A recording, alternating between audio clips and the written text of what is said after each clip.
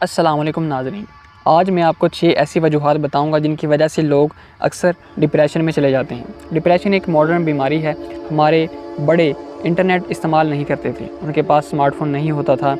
Instant services جیسا کہ کریم، Uber, food panda, یہ سب ان کی زندگیوں میں نہیں ہوتا تھا، لیکن اس کے باوجود وہ ہم سے زیادہ خوش رہتے تھے۔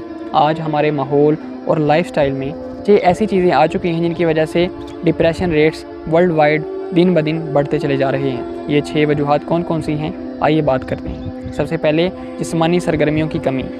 جیسا کہ آپ سب جانتے ہوں گے کہ ہماری باڈی میں کچھ کیمیکلز پائے جاتے ہیں جیسے کہ ڈوپامین، سیروٹونن، اینڈروفنس۔ یہ تمام کیمیکلز ایسے ہیں جو کہ ہماری باڈی میں تب پروڈیوس ہوتے ہیں جب ہم ایکسرسائز کرتے ہیں، ورزش کرتے ہیں اور ایک خوشگوار ماحول میں رہتے ہیں۔ یہ جو کیمیکلز ہیں یہ ہمیں ریلیکس رکھتے ہیں، خوش رکھتے ہیں اور ہمیں زندگی کو انجوائے کرنے میں مدد دیتے ہیں۔ جب آپ ایکسرسائز نہیں کریں گے تو یقیناً آپ ڈپریشن کی طرف جا سکتے ہیں، کیونکہ یہ کیمیکلز آپ کی باڈی میں کم پروڈیوس ہوں گے۔ نمبر 2، اومیگا 3 فیٹی ایسڈ اور اومیگا 6 فیٹی ایسڈز کی خوراک میں کمی۔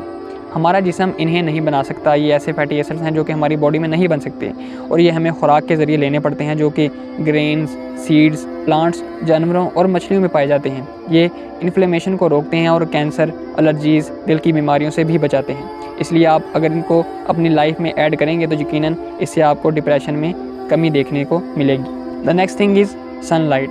جو سورج کی روشنی ہے اور ہماری جو ذہنی صحت ہے یہ براہ راست ایک دوسرے سے متعلق ہے۔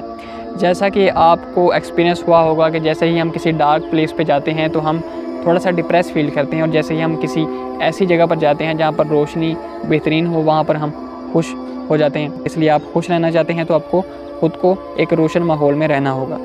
اچھی نیند جو ہے وہ ہماری ذہنی صحت کے لیے بے حد ضروری ہے، اس لیے اپنی نیند پوری رکھیں۔ آج کل آپ دیکھتے ہیں کہ لوگ اپنی نیند پوری نہیں کرتے، رات کو دیر تک جاگنا اور صبح دیر سے اٹھنا، یہ چیزیں ایسی ہیں جو کہ ہماری فطرت سے ہٹ کر ہیں، اور جب ہم اپنی فطرت سے ہٹ جائیں گے تو ہم یقیناً کسی نہ کسی مسئلے میں ضرور پھنس جائیں گے۔ دا نیکسٹ تھنگ از مشاغل کا نہ ہونا۔ پرانے دور میں کیا ہوتا تھا، جب موبائل فون اور سوشل میڈیا نہیں تھے تب لوگوں کی ہابیز ہوا کرتے تھے، ان کے مشاغل ہوا کرتے تھے، کسی کا بک ریڈنگ، کسی کا نوٹ جمع کرنا پرانے، اور کسی کا سکے جمع کرنا، اور اس طریقے سے مچھلیوں کا شکار اور یہ چیزیں۔ تو آپ دیکھیں کہ آپ کو کون سی ہابی پسند ہے۔